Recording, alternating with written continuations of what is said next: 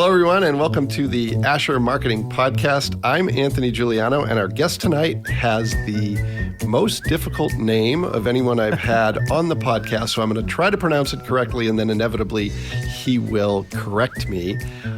Helge Hinniger? That's pretty close. I go by Helge just because I don't know why. I had to pick something, so that's what I picked. All right. Well, Helge, thanks for being generous there that I got it wrong, even though you repeated it a few times before we started recording. It's all good. Well, thanks for being with us. You are the dad of 5 kids.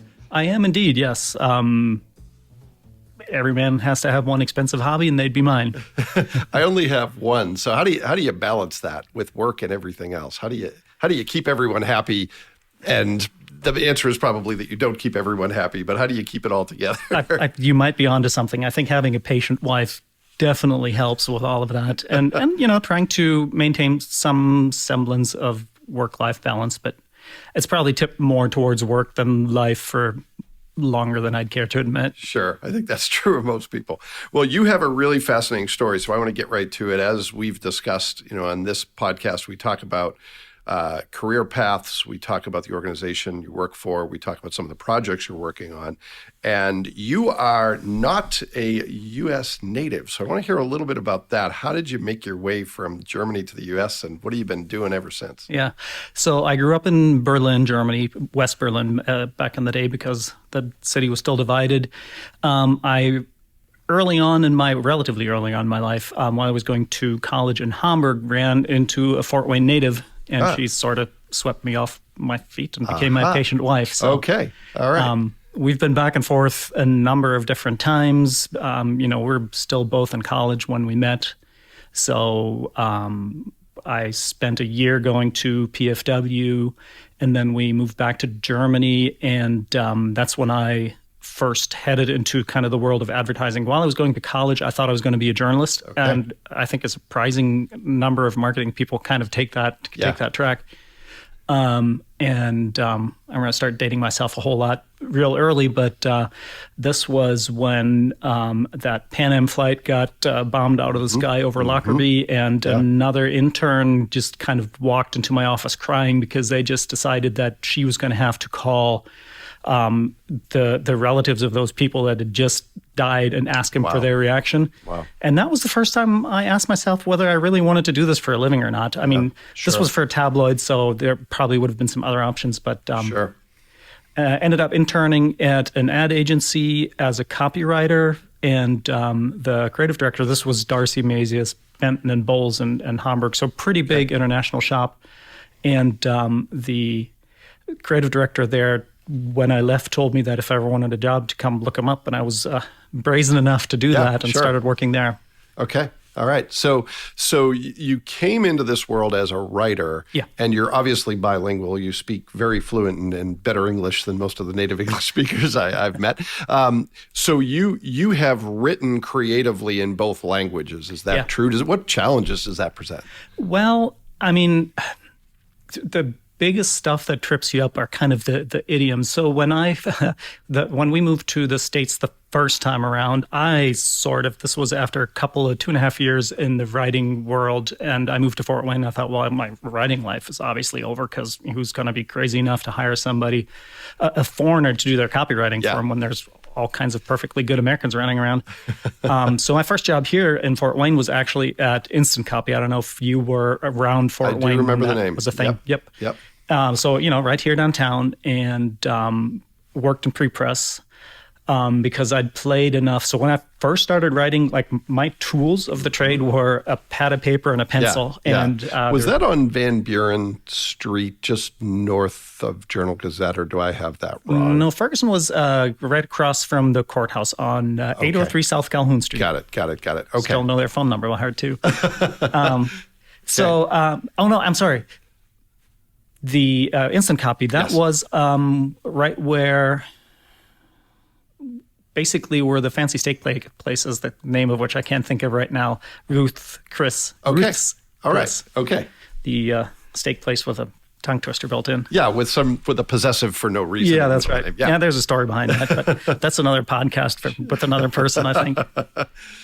So anyways, I worked there in pre-press for about a year, and this was back before agencies had color printers, and the Ferguson folks would come down there and just, print out layouts, and started a conversation with them. And, you get to know people, and they told me that they were about to lose a copywriter that was starting his own music business. So I put my book together and applied because I figured I didn't have anything to lose. And they were nice enough to hire me. And so you asked about the things that trip you up.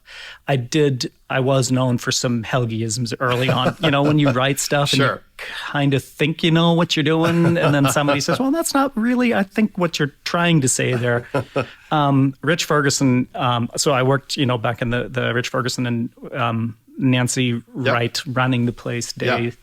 And Rich was a very patient, kind mentor with a good sense of humor. So, the ones that tripped me up, he usually caught and kind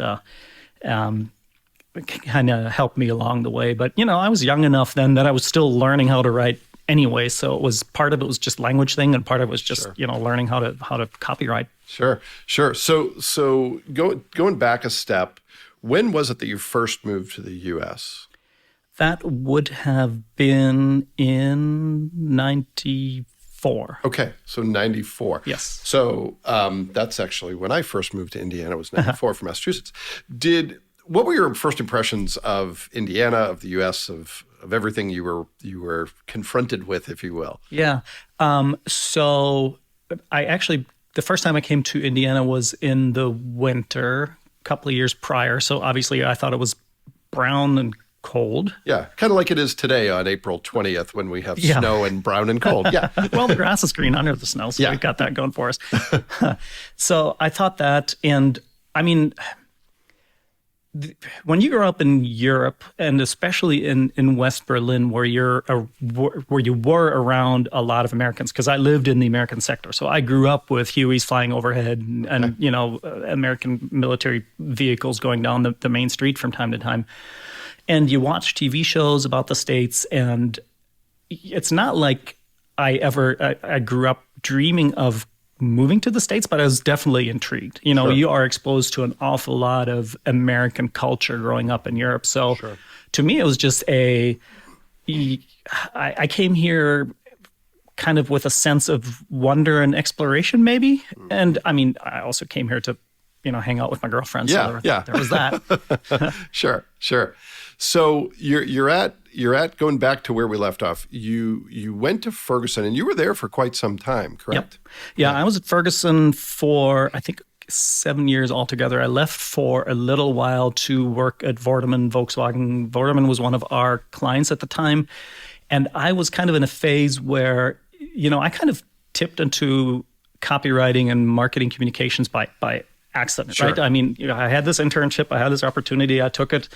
And I kind of fell in love with Vorderman. This was just when they were moving from their little place on Lay Road to the big dealership that they're still in today, and started moonlighting there just because I like cars. Yep.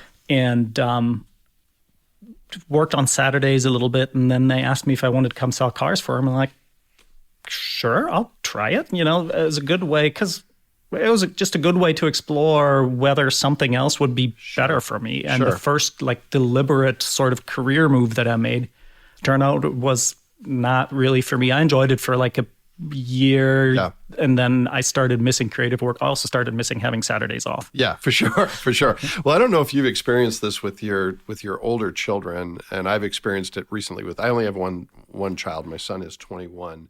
And he is doing a little hand wringing about career choice. And I said, welcome to the rest of your life. You will have that thought from time to time, even if you're fulfilled in your work. Yep.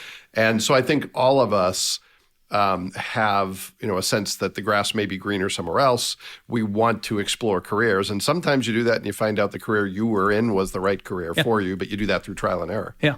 But, it's also, I think, fun to just go try new stuff. Sure. I mean, after that year or year and a half at Vorderman, when I figured out that I didn't really want to do this anymore, actually, as one of those aha moments, I lived on 3 acres back then. I was mowing the yard, and I was halfway through mowing the yard and thinking about the fact that actually I was on vacation from Vorderman for the first time. I'm like, oh, this is really nice. I get to see my kids. And I'm like, what am I doing?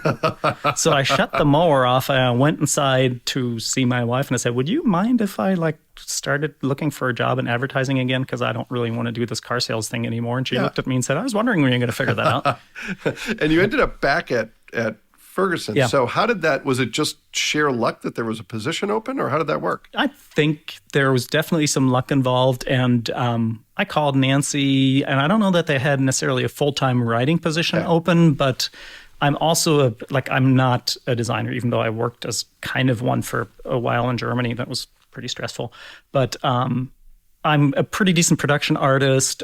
This was when the internet was first starting, so I could dabble in that a little bit. And I think they liked me well enough that they were able to patch together enough job descriptions that they had enough stuff to keep me busy and make them money. So got it. Yeah, you can be a pretty good utility player in this world if you have the right skills. We've got a couple of those on our team who are sort of invaluable because they can do multiple things and we can shift the workload as needed. So if I remember correctly from looking at your LinkedIn profile, it was Ferguson. Was there another job between Ferguson and Fort Wayne Metals? Do I have that yes, right? that job was in Germany. Okay. Yeah. So we decided at some point in our lives that it might be time to go back to Germany for a variety of reasons, but the most important one was I really wanted my kids to experience what it was like to grow up in Germany. Because, life here, I wouldn't say it's radically different, but there are a lot of nuances. Like, I never rode in a school bus in my life. My kids reassure me that I didn't really miss anything. But, you know, in Germany, you walk to elementary school by yourself. Yeah. That's pretty unthinkable in Fort Wayne. I think a lot of people get hives just thinking about allowing their kids to walk to school. Sure. So I wanted them to, or we wanted them to have this experience. So, we decided to move to Germany, and again through sheer luck and some connections from my agency's days at Darcy, I got a job at a regional public transport authority as I think it was a graphics editor, and I thought it was going to be heavier on the editor part. It was pretty heavy on the graphics part. Okay. So here I was, a decent production artist trying to pretend to be a designer. Sure. And I mean, I was the best designer they had there because I was the only one. But it was outside of my comfort zone. It definitely stretched me. It made me an even better production artist. Sure. So how long were you back in Germany? 7 years. 7 years. Okay. Yep. Well, I applaud you for doing that, because one of the things, this might be a slightly controversial statement, but I think we in the U.S. can believe that the entire world is like it is here, and to see another part of the world, I think that's a really great experience for a number of reasons for your kids to have. Yeah. Just a little side story here, but when we moved to Germany, I went to IKEA with my oldest son, who was at the time, maybe call it 8. Mm-hmm. And, when you go through IKEA at the end, they have, the food stands, and they had a big sign up that said, hot dogs without pork. And he said, "Is that for Muslims?" Mm-hmm. And I said, "Yeah," because he grew up. He went to school with a number of Turkish kids, which is pretty normal in Germany. And he looked at me and was like, "Isn't it funny how in America everybody's Christian?" I'm like, "I'm glad I brought you here." I also question the way that I brought you up in the U.S. because obviously that statement's far from true. But sure. Well, it's good to challenge some of those preconceptions. Yep. Yeah, for sure. So you're in Germany for 7 years. You come back to the U.S. How do you land at Fort Wayne Metals? I got lucky again. So Fort Wayne Metals has been a client of Ferguson Advertising's for a long time, and I did some writing for them. I kind of struck up a not quite friendship, but a friendly acquaintance with their chief. What was he? Chief Commercial Officer, Bob Myers. Wonderful, wonderful gentleman. I've worked for a lot of amazing people. So Bob knew that I went to Germany and found out pretty quickly after we left the States that I moved to a town not too far from Düsseldorf, and that's there's a big medical trade show. Okay. And he kind of kept in touch. Every time he was in Dusseldorf, we'd get together for a Yep. glass of wine or dinner, and he introduced me to some other Fort Wayne Metals people. And when we decided to come back, it was just right smack in the doldrums of the Depression or recession. I guess it wasn't. Yeah, it was wasn't close. really It was quite close to a right. depression. Yeah. Felt kind of depressing. And I reached out to a number of different people, including John Ferguson. And he mentioned to Bob that, actually, I reached out to Bob too, but I think my email got caught in spam, so that was strange. So John made Bob aware of the fact that I was thinking about coming back. And I think Bob was at a point where, I mean, he was handling the marketing communications for all of Fort Wayne Metals, which had grown at that point to about 550-ish people selling internationally, going to trade shows in multiple different countries. And I think Bob saw the opportunity to hire somebody that could take that off of his hands. So I got an email out of the blue saying, let's talk. Okay. While he was in Germany. So your position was a new position in effect. Yeah. Okay. All right. And now I'm going to transition to talk a little bit about Fort Wayne Metals, because I think most people in Fort Wayne know the name, but the rest is kind of a mystery. I mean, you and I talked before we hit record, but my knowledge is very limited. I believe there's a plant in Ireland, and the only reason I know that is because I know Scott Glaze started J.K. O'Donnell's and was inspired by some things he saw in Ireland and brought some pieces back from Ireland, but that's probably the limit of what I know. So tell us a little bit about Fort Wayne Metals. So let's start with Fort Wayne Metals, and then we'll talk about Ireland, and then we'll talk about JK's. There's a whole lot of stuff to untangle here. So Fort Wayne Metals, basically we make wire, which sounds pretty unspectacular until you learn that I would say probably a good 90% of our wire goes into the human body either temporarily or permanently. So, our customers use our wire to make pacemaker leads. They use our wire to make stents, guide wire. So when you have minimally invasive surgery and they put a stent in your heart, they need something to guide the instrument from your groin where they stick the wire into your vasculature to the heart. We make wire that goes into people's brains. So it is highly precise. None of what we do is commodity wire. We don't have any shelves of material just sitting around waiting for customers to call and say, ask if we have a certain size. So everything we make is made to order. It's high quality. It is tested rigorously because it's probably very rigorous from a regulatory standpoint because it's going in the human body. Yep. Yeah. And then, we do some stuff for non-medical applications too. But the vast majority of what we do, it goes into medical. So anything where the performance of the wire is important and basically, you can't afford to fail, that's kind of where we play. One of the materials that I think is super cool that we make is Nitinol, which is a nickel titanium alloy that has shape memory. So you can set it to a certain shape. And if it's cold, you can stretch it out and heat it back up. It returns automatically to its own shape. Huh. So there's some really cool stuff. Yeah, the preconceptions, I think a lot of people think that we make big steel girders or we recycle scrap metal or stuff like that. None of that's true. Okay. The smallest wires we make right now are probably, I want to say, 1/10 the diameter of a human hair. Wow. So it's really a lot of really tiny stuff. And was it founded by Scott back in the 80s? Do I have any of that right? It was founded by Scott's dad, Ardell, in the 70s. Okay, 71. so I was wrong on both accounts, but not. Well, you have the last name right that you didn't mention. Good. So I got one thing right. Yeah. And was it originally founded with the same application in mind, or was it a different animal at that time?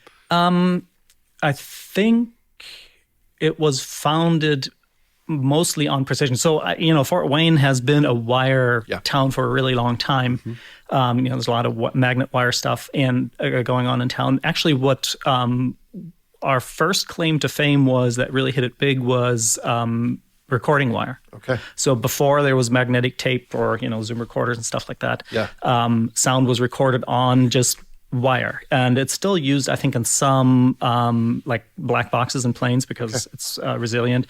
Obviously, disruptive technology came around. The recording tape kind of destroyed that market pretty well overnight, and Ardell had to figure out what was next. Okay. And that was, I think, this was also during the time when medical device companies in the region kind of started kicking up, and we formed some relationships with them. And it was one of those things where, once they heard, at least, I don't know if that still works like that I think it still works like that today. But when a company hears that you're kind of good at something, they tend to push you in a certain direction. Sure. Because if they have a vendor that they know can't quite do this yet, but they trust that they will be able to, they will. They'd rather push someone they know than work with someone they don't Yeah, exactly. know. Yeah. Yep. Yeah. So you're headquartered in Fort Wayne. Yes. Plants where around the world? So we're headquartered in Fort Wayne. Most of our plants are here. We have one facility in Columbia City where we actually melt nitinol. We've got some vacuum furnaces there that allow us to do precision melting. We also have now 2 plants in Castlebar, Ireland, and we put those there to be closer to our European customers. Sure. Okay. All right. So let's talk about your work then. How do you fit into this big picture? Yep. Who do you market to? How do you market to them? And what does everyone always says, there is no average day, but what are you typically working on the average day? So we market to engineers more than anything else. Okay. Those are the people that look to our materials to solve their problems. And I really lead a small in-house creative team. There's a couple of writers other than me, and I don't really write all that much anymore except for emails. We have a designer, multimedia design specialist, and a project manager. And we handle the vast majority of the creative that we also use. We have a couple of other companies that we help out. We also handle the strategic internal communications. So to your point, there is really no typical day. Sure. But, we try to keep up with the demands of Fort Wayne Metals. We try to make sure that we look good, that our materials are easily understood in multiple languages, that our employees know what's going on, that we, take a look at new channels, both internally and externally. I definitely try to put most of my focus on marketing communications, but internal communications, I'd liken it to a wood chipper. Once you get your fingers on it, you just, it never lets go and you don't feel quite right coming out the other side. That's an interesting analogy that I've never heard before. I may borrow that sometime. That's fine. So in terms of the big projects you're working on, there's something that we were discussing before we hit record that's really fascinating to me, and I'd love to learn more about it. Yep. I believe you said it's called the James Project. Yes. Now, for our listeners, we're going to go down a little bit of a path here. It's you can explain it better than I am, but it's not Fort Wayne Metals' core business, but it's a passion project related to the business. Yeah. So with that, if you can take it and run with it. Yep. And I mean, I must preface this by saying that my day-to-day involvement in the James Project is pretty limited. This is very much a Fort Wayne Metals initiative, not a Fort Wayne Metals Communications Department initiative. And the story I want to take you back to is Scott Glaze's dad. So Scott is the chairman and CEO of Fort Wayne Metals. His dad founded Fort Wayne Metals. And the interesting part about Ardell's story is that I think he could have very easily taken a completely different path, and there's probably a multitude of alternate universes in which Fort Wayne Metals doesn't exist. Mm-hmm. And that's because he grew up in the Great Depression. His home life was difficult. I don't know that his dad was in the picture a great deal. And he was kind of running the streets, trying to, make ends meet. And there was a bakery, and the bakery had a coal chute. And he was running around with a gang of boys. And since he was kind of the skinniest, scrappiest one of them all, they'd lower him down the coal chute. He'd go down there. He'd get into the pecan storage, stuff his pockets with pecans. They'd pull him back up, and he'd pass out the pecans. Well, the baker, whose name is Mr. James, hence the name, the James Project, noticed that there were pecans missing, and also noticed that there was a gang of boys hanging around, put 2 to 2 together, and confronted him and said, "Hey, somebody's been stealing my pecans. Who was it?" And Ardell stepped forward and said, "It was me." And Mr. James said, "Well, you're going to have to work off your debt." Mm-hmm. And took this kid in, gave him basically a job to work off his debt, and he kept the job afterwards, and kind of took him under his wing as his surrogate father, and kind of put him on the path to, having a work life and having ambitions and seeing his potential, and helped turn him into the person that ultimately started Fort Wayne Metals, and that ultimately started a company that now employs 1,200 people. And the James Project, I think, is Scott's way of paying that forward a little bit. So he bought the old Mr. Wiggs building on Hannah Street that I think had been a church and just kind of been sitting empty for a while, refurbished it completely, and turned it into a manufacturing facility with the purpose of making work available to and making opportunities available to Fort Wayne Southeast Side. So, this is a demographic that we've been trying to attract for a little while. And there are just so many roadblocks for them to come to work for Fort Wayne Metals. We have a pretty rigorous testing system to screen applicants that if you haven't had, a great high school education, you might not be able to pass. We're by the airport, no bus runs there. So if you don't have a car, you're not going to be able to come work for us. The James Building is by a bus stop on Hannah Street. We will hire people there without the screening and basically train them on the job until they can pass the test and then go on to become, a wire drawer or, basically to fulfill any function at Fort Wayne Metals. So it's really a way to give people a leg up. Sure. And allow. I think it's kind of Scott's way of trying to do for other people what Mr. James did for his dad. Yeah. Well, that's fascinating, and it's what's interesting. One of the many things that's interesting to me about Fort Wayne Metals is it's not one business. There have been other enterprises that are part of the umbrella organization, if you will. You mentioned J.K. O'Donnell's, and that's one of the things that I learned over the years is that Scott Glaze actually started J.K. O'Donnell's.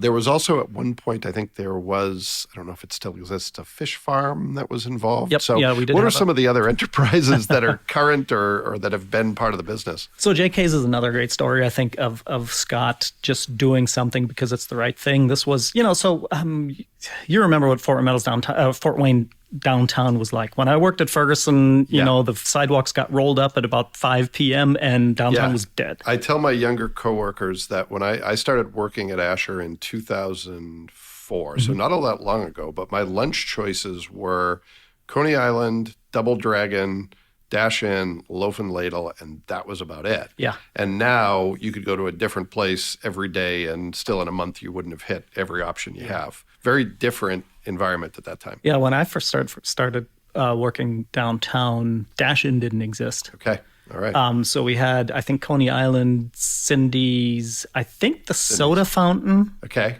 Which, if you haven't been to the Soda Fountain, huge shout out to down in Lincoln Tower. If you like milkshakes, that's the place to be. Oh, really? Yeah. I pass it. I often walk to work from about a mile away, and I pass it, but I've never been in there, so I have to give it a shot. You really need to.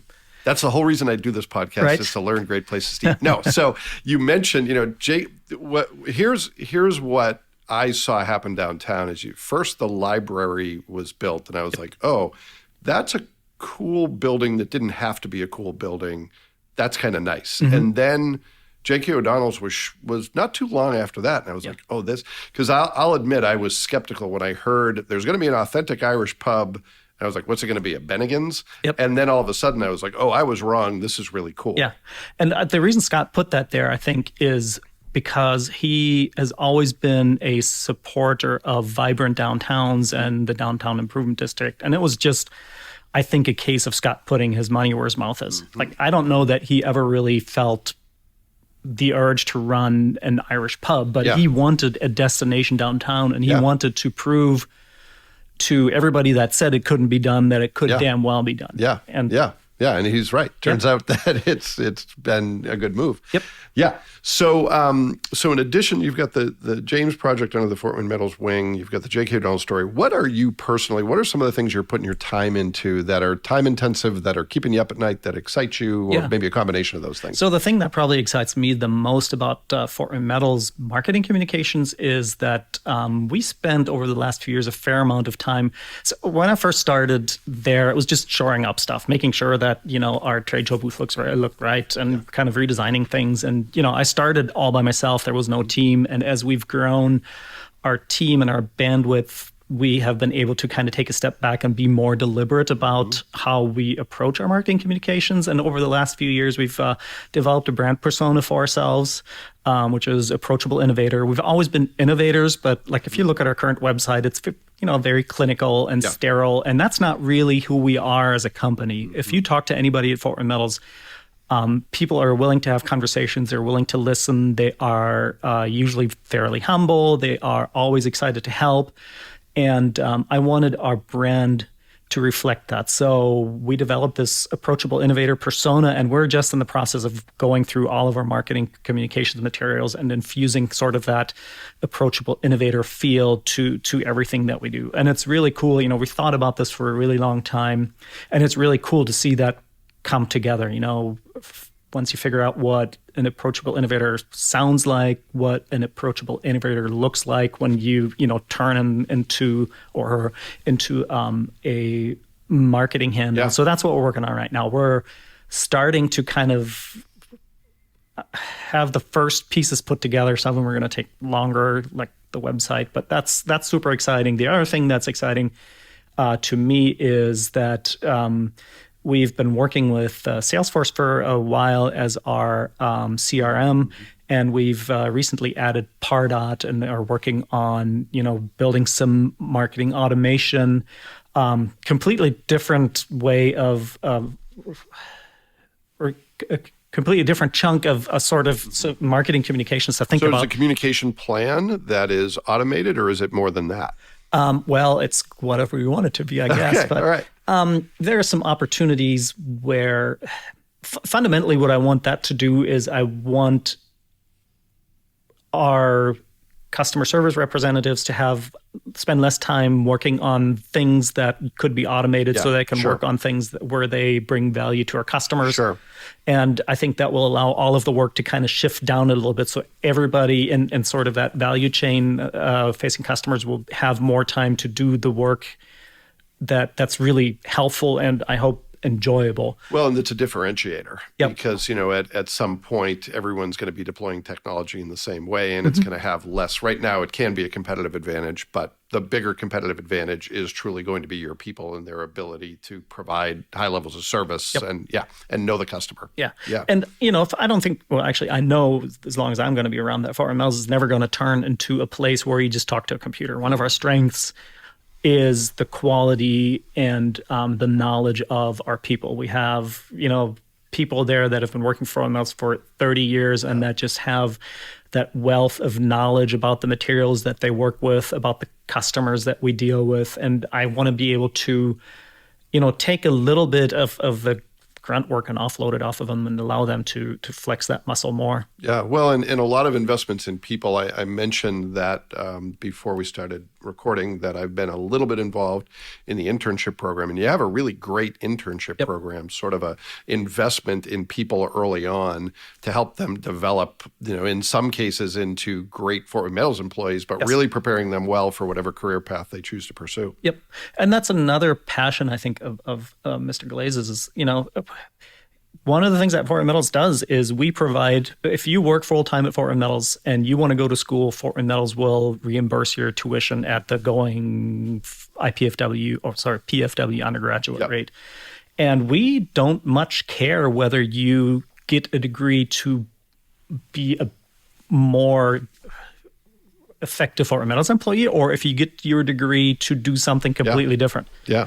I remember the case of one employee that got a teaching degree and, when they were done, they left Fort Wayne Metals and Scott was completely fine with that because he believes in strengthening the community. It's not, he's not the kind of guy that just wants to grow the company and get stupid rich in the process. I think he really does have that passion to make Fort Wayne and this region a better place. Sure. Well, that's very rare, and that's great. And in itself, it's a way to attract new employees. So it kind of helps you out anyway, even if those folks aren't retained for an entire career. Yeah.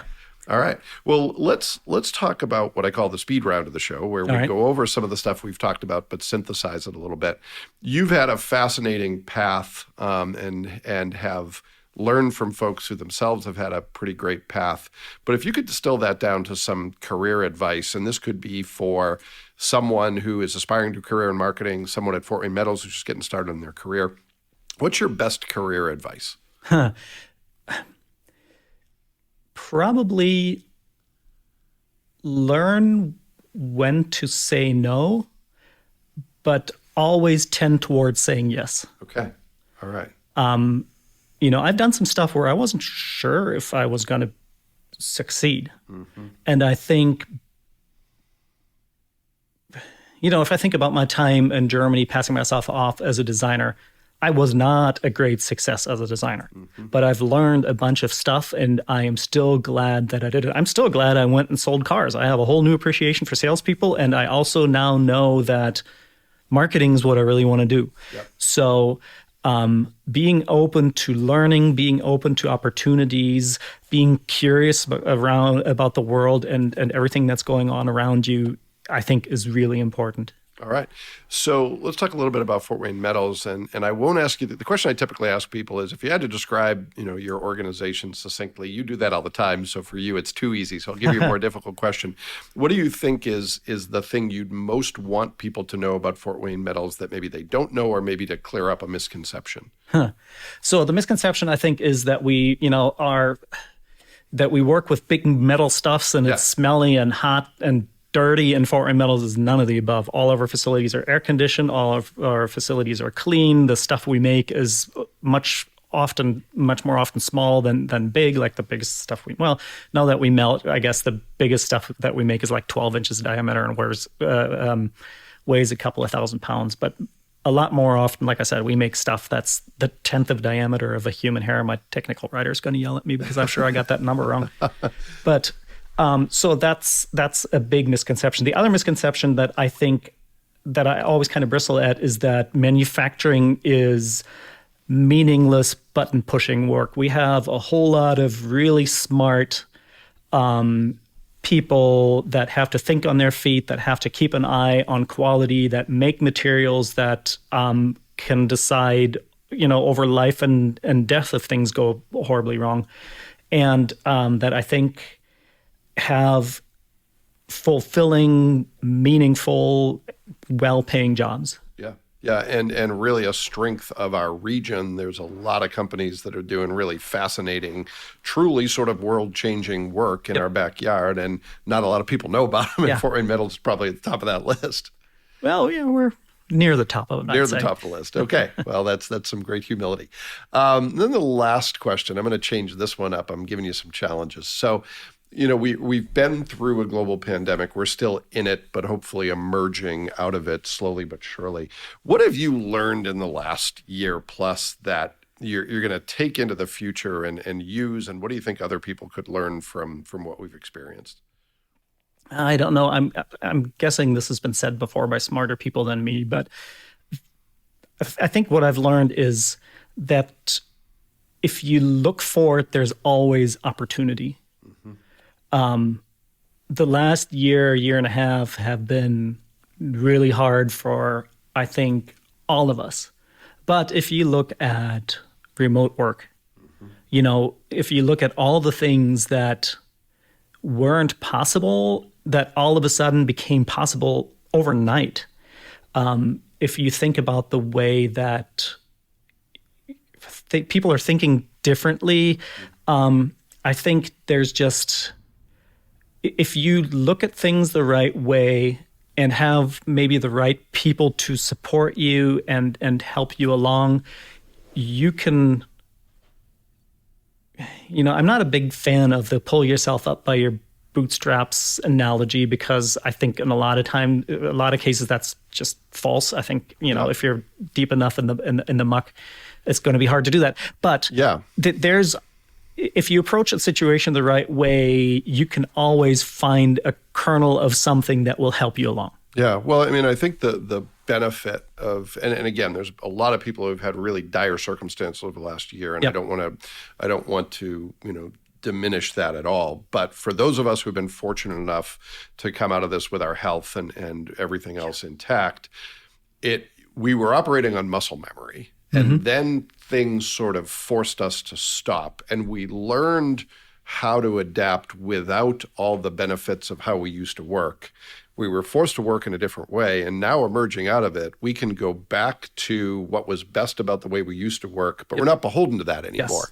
We've learned some new skills that hopefully can be complements to what we used to do, and take the best of both those worlds and move forward in a way that I hope is going to spur on some innovation, and already has. I mean, you and I mentioned this too, that this podcast wouldn't exist if not for the pandemic, because it forced us to do something different. Yep.